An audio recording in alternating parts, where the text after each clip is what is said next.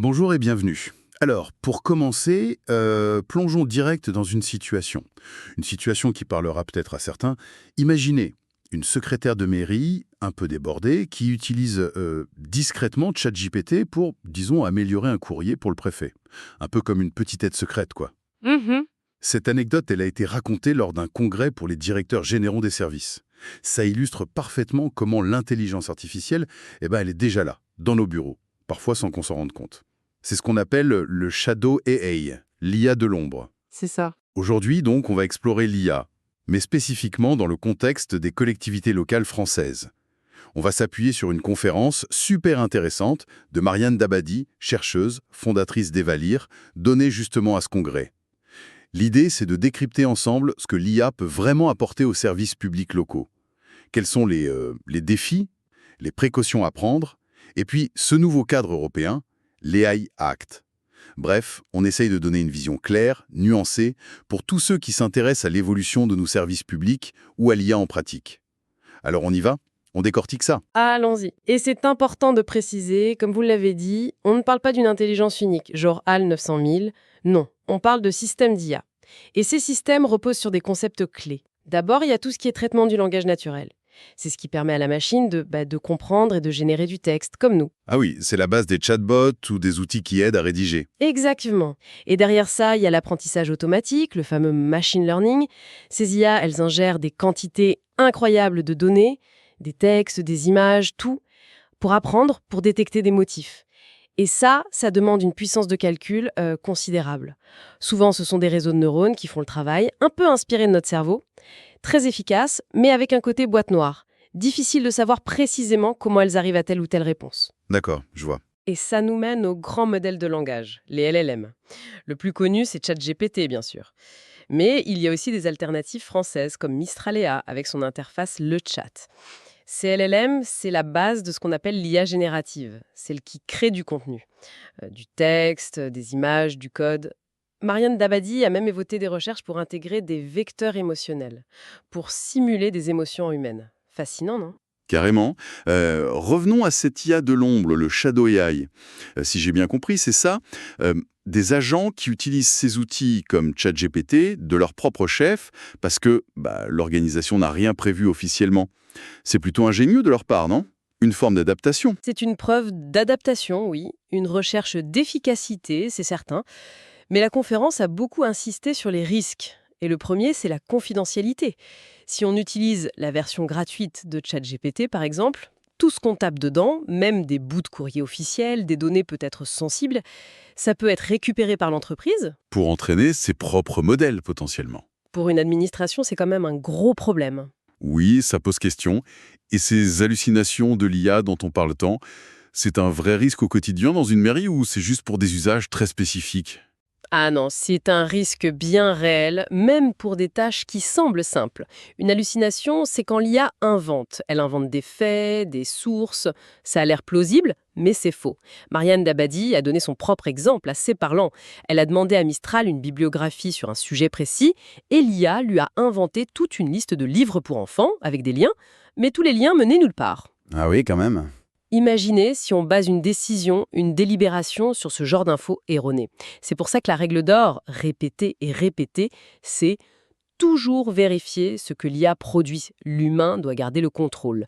Donc pour les collectivités, c'est crucial de ne pas laisser ce shadow AI se développer sans aucun cadre, sans sensibilisation au risque. D'accord.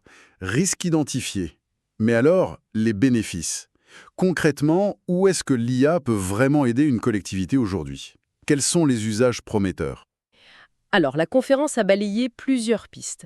D'abord, la relation citoyenne. Les chatbots pour répondre aux questions simples et récurrentes. Les horaires d'ouverture, les papiers nécessaires pour une démarche, ce genre de choses. D'ailleurs, l'AI Act va imposer la transparence. Et il faudra dire clairement à l'usager, attention, vous parlez à une IA. C'est important, ça. On peut aussi imaginer des assistants virtuels un peu plus poussés pour guider l'usager dans des démarches en ligne un peu complexes. Mais est-ce qu'il n'y a pas un risque de tout déshumaniser? De remplacer l'accueil physique ou téléphonique? C'est la grande crainte, et elle est légitime. Marianne Dabadi a bien insisté là-dessus. L'IA reste un outil. Le contact humain, l'écoute, l'empathie, ça reste essentiel, surtout pour les situations personnelles, difficiles ou pour les personnes qui sont moins à l'aise avec le numérique. L'idée, ce serait plutôt que l'IA traite les demandes standards, le tout venant, pour justement libérer du temps aux agents pour les cas qui nécessitent une vraie interaction humaine. D'accord, un complément, pas un remplacement total. Voilà. Un autre domaine intéressant, c'est la maintenance prédictive, avec des capteurs sur les réseaux d'eau, l'éclairage public ou même le chauffage dans les écoles. L'IA peut analyser les données en continu et aider à détecter les signes avant-coureurs d'une panne. Ça permet d'intervenir avant que ça casse. Donc potentiellement une meilleure gestion et des économies. Et pour le travail des agents eux-mêmes, en interne, à part l'aide à la rédaction qu'on a mentionné? Oui, il y a le classement des documents, par exemple. L'IA peut faire un classement intelligent, pas juste par mots-clés, mais en comprenant le sens, les thèmes. Retrouver une info précise dans la masse de documents d'une mairie, ça peut devenir beaucoup plus rapide. Et puis, il y a l'aide à la décision. Analyser de grands volumes de données, des indicateurs sociaux, économiques, environnementaux, pour aider les élus, les directeurs à mieux comprendre les tendances, à visualiser les enjeux pour préparer les politiques publiques. Donc si je résume ce point, potentiel intéressant, mais deux mots-clés, adaptation et vérification. Utiliser une IA. On peut lui donner à lire les documents internes de la collectivité pour qu'elle s'approprie le jargon, les procédures locales. Mais, et c'est le point crucial, il faut toujours garder un œil critique. Relire, valider, corriger si besoin. L'humain reste le pilote. L'IA est une aide précieuse, mais elle n'est pas infaillible. Tout ça, ces nouvelles capacités, ça amène forcément la question de l'impact humain. Si l'IA fait tout ça, qu'est-ce qui reste pour les agents? Est-ce qu'on doit craindre des suppressions de postes? C'est la question qui brûle les lèvres, évidemment. L'analyse qui a été partagée au Congrès, en s'appuyant notamment sur une étude prospective de l'INET-CNFPT, penche plutôt vers une transformation des métiers, moins une suppression nette.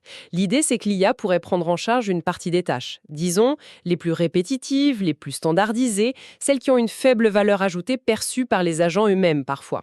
Ce qui permettrait de dégager du temps pour d'autres missions. Exactement. Plus de temps pour l'accompagnement plus poussé des citoyens, pour le conseil personnalisé, pour l'analyse de fond des dossiers complexes, pour la médiation, la gestion de projet. Toutes ces tâches où la compétence humaine, l'intelligence relationnelle font vraiment la différence. D'après cette étude, les fonctions comme les RH, le secrétariat général ou même les directions de proximité pourraient voir leur mission évoluer en premier. Mais ça veut dire qu'il faut de nouvelles compétences, non? On ne passe pas de la saisie de données à l'analyse stratégique comme ça? Absolument. C'est un point clé. Il va falloir apprendre à bien parler à l'IA, ce qu'on appelle le prompt engineering.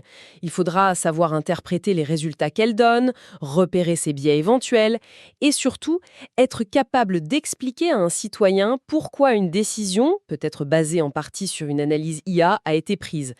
Traduire le charabia technique en langage clair. On pourrait même voir apparaître de nouveaux rôles dans les collectivités, des gens spécialisés dans la gestion des données publiques, des sortes de référents éthiques IA. Ça ressemble à une vraie transformation interne quand même. Comment on accompagne ça sans faire peu aux équipes? J'imagine que les craintes sont fortes. Elles sont naturelles et elles ont été clairement abordées pendant la conférence. La peur de l'inconnu, la peur d'être dépassé par la technologie, la peur de perdre son travail ou de ne plus se sentir utile. La clé, d'après Marianne Dabadi, c'est vraiment l'accompagnement. Il faut être proactif. D'abord, reconnaître ses craintes, les écouter. Ensuite, il faut former, expliquer, démystifier l'IA.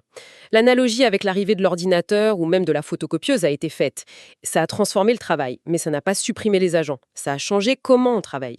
Et comment on implique les agents concrètement dans ces projets IA? Surtout ne pas leur imposer l'outil d'en haut. Il faut les associer dès le départ. Comprendre leurs difficultés actuelles, leurs irritants au quotidien. Et co-construire avec eux les cas d'usage où l'IA pourrait vraiment les aider, leur simplifier la vie. L'IA doit être vue comme un allié, un compagnon pour mieux faire leur travail, pas comme un flic ou un remplaçant potentiel. La conférencière a mis en garde contre les solutions IA sur étagère qu'on déploie sans ce travail d'appropriation par les équipes. Ça ne marche pas. C'est clair, c'est un vrai changement culturel. Et pour encadrer tout ça, il y a le droit. On entend beaucoup parler de l'EA Acte européen. C'est quoi la différence avec le RGPD qu'on commence à bien connaître? C'est le texte socle pour la protection des données personnelles. Le consentement, la transparence sur l'usage des données, le droit d'accès, etc. C'est fondamental et ça s'applique dès qu'une IA traite des données personnelles. Oui, on peut la rester avec nous. Restez avec nous. Bien sûr. Merci beaucoup, Mesdames Dabadi. Oui,